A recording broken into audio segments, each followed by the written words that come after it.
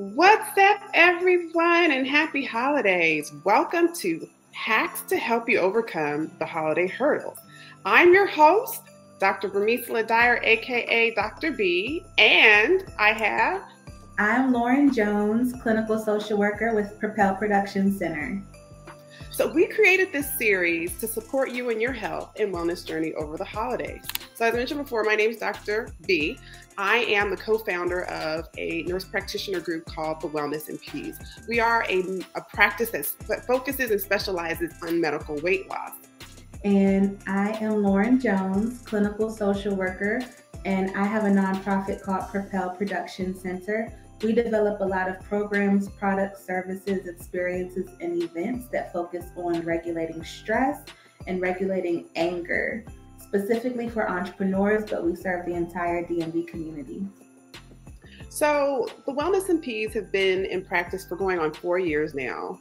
And one of the issues, the common themes that we see with our patients, especially during the holidays, is some of the obstacles and hurdles with eating healthy, dealing with emotional stress, and just a variety of other things that we deal with as we face the holidays. So I reached out to my partner, Lauren, who, as she mentioned, is a licensed social worker. And we came up with some strategies that we're going to go into today over the next 5 days, just coming up with ideas and giving you recommendations on what you can do to overcome the holiday hurdle.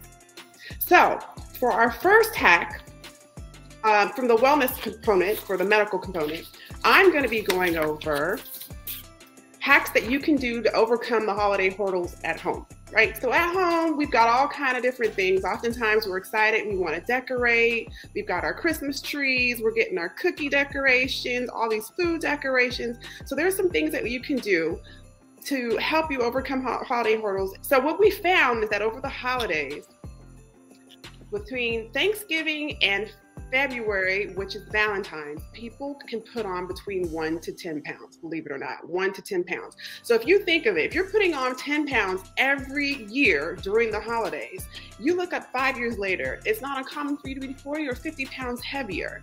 And so what our goal is to try and help you at least maintain your weight and not put anything on. So in terms of the home, it's important for you to remember you've got to control your home environment.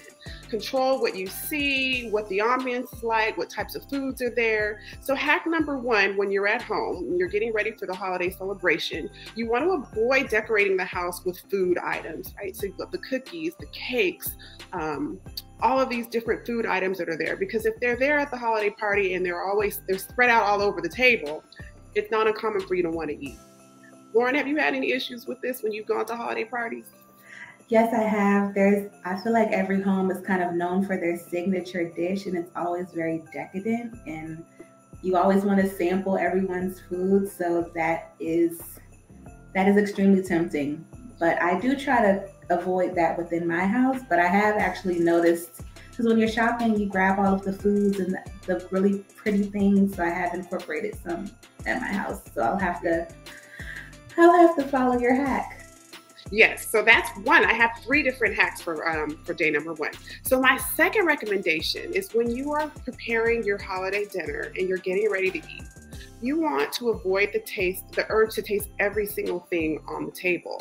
If you've got 10 or 15 different dishes, and most likely there's going to be a variety of people at your house, there's no need for you to try and eat every single entree that's on the table. Choose the things that you know you like, and then leave the things alone that you don't, and avoid. That way you can save calories.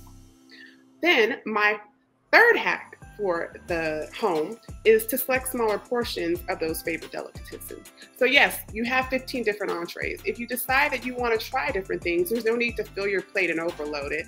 Do small portions of each of those favorites that you want. And then once you've got your plate, stop eating. If you're full, don't go back for seconds.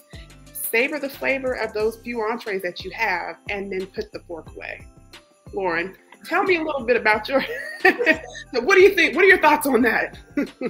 I actually have adopted this. So for those of you guys that don't know, I have been a patient of Dr. B's at her weight management clinic. And I wish there was a before and after photo of where I was. For our next hack. But the smaller portion sample plates have actually been extremely beneficial. So compared to everybody else's plate, my plate probably looks like ice cream scoop portions of everything. And then that way I feel like I'm not depriving myself, but I'm still enjoying what I want to enjoy. And then waiting a while. And most often than not, I'm not going back for a second plate because I'm taking my time eating each and every one of those ice cream scoop portions. Absolutely. So some of the things that Lauren recommended, and one of the things I like to highlight, is that it's important to eat slowly. Sometimes because the food is so good, we just engulf everything in 2 or 3 bites. We really want to take time to chew the food, to savor the flavor of the food. 15 to 20 bites per a scoop or a serving that you put in your mouth. You want to eat, put the fork down, chew, chew, chew, chew, chew, chew, chew. And then once you finish swallowing, then you pick up and then you chew, chew, chew, chew, chew, instead of just constantly going for it and bringing the fork to mouth, and you don't have a chance to digest the food. And then that gives yourself, as you take time to eat, it gives your stomach an opportunity to tell your brain that I've had enough, and so you don't end up overeating because you've eaten too fast. So to summarize, key points for hack number 1: select smaller portions of those favorite delicatessens that you like. Avoid the urge to taste everything that's on your table. And then number 3 is avoid decorating the house with favorite food items, so that you won't be tempted to continually eat and nibble along the time that you're having your Thanksgiving or your Christmas or whatever the special occasion is. Mm-hmm. All right, so those are my hacks for the health and wellness, weight management. Lauren, tell us a little bit about what you've come up with for your hacks. Okay, so everyone, I am a clinical social worker. I specialize in mental health and emotional wellness and behavioral health. So my hacks are going to be themed around reducing stress and anxiety over the holidays. So my very first hack for the holidays, hack number 1, is halt the hustle. So life is constant, go, go, go. There's seldom time for rest, and even transitioning from our regular schedules to our holiday season schedules, it's extremely hectic, and it feels like we're busier than ever. There's all these holiday parties, there's all these events around the city that we want to get to, but this doesn't have to be you this year. You know, we're constantly receiving invitations for parties from friends and family. We're seeing things on social media, we're seeing flyers, and we may feel pressure to say yes before we even check in with ourselves and understand our emotional capacity to be social. So slow down, pause before accepting any invitations. And my favorite phrase to use before that will help me from answering immediately, and hopefully it'll help you, is to say, thank you for the invite, let me circle back with you.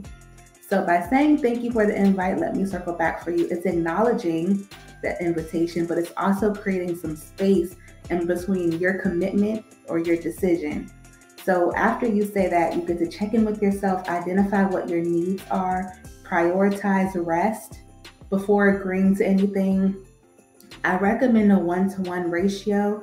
So for every event, every activity that you want to participate in, make sure there's adequate time. So maybe a day before and a day after for your rest and recovery before that activity that you commit to. And then when you are ready to commit, try to schedule your holiday season by committing to no more than 2 things a day. So we're not running back to back to back from a lighting festival to a gingerbread making house to a tree trimming to this to that. You're only carving out 2 things a day with rest day before and a recovery day after. And so those are my tips for the first hack, halt the hustle. I'm loving it, halt the hustle. So ultimately, we've got to learn how to say the N and the O to some things, right? It's okay to say no. I think the holidays are a time where it's easy to go with that hustle and that bustle, and we're constantly go, go, go, go, go.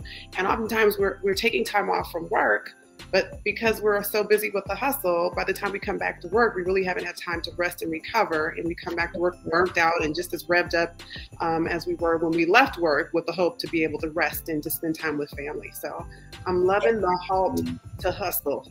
Halt the hustle. Halt the hustle. And that's often why we normally say when we get back from vacation, it's like, oh, I need a vacation from my vacation, because we're so overscheduled during our break time. So I think that this hack is very beneficial. Yeah, I think that's something I'm definitely going to be incorporating over the holidays now, because it's just easy to get burnt out. And we put this self-inflicted hustle and burden on ourselves when we don't even have to. We can just use the word no. So that is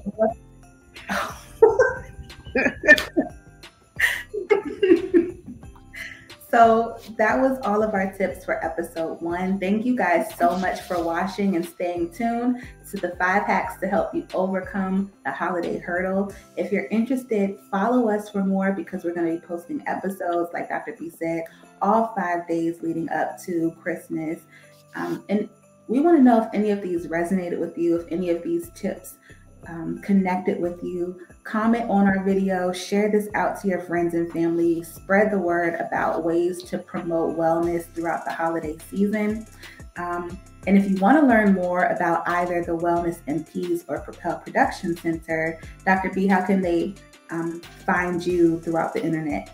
Yeah, so you can check out our website. It's the Wellness NPs. That's N as in Nancy, P as in Paul, S as in Sam. That's the Wellness NPs, which stands for Nurse Practitioners.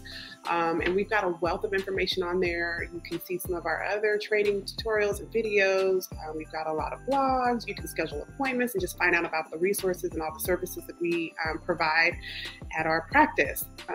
And where can they find out from you, more about you, Lauren? So for us, you can visit us at propelproductionscenter.org. We're also on Facebook and Instagram pretty religiously at Propel Production Center. And if you go to either of those, you'll find fun, engaging, innovative art and nature-based strategies to help regulate stress, specifically if you're an entrepreneur or a workaholic, a recovering workaholic.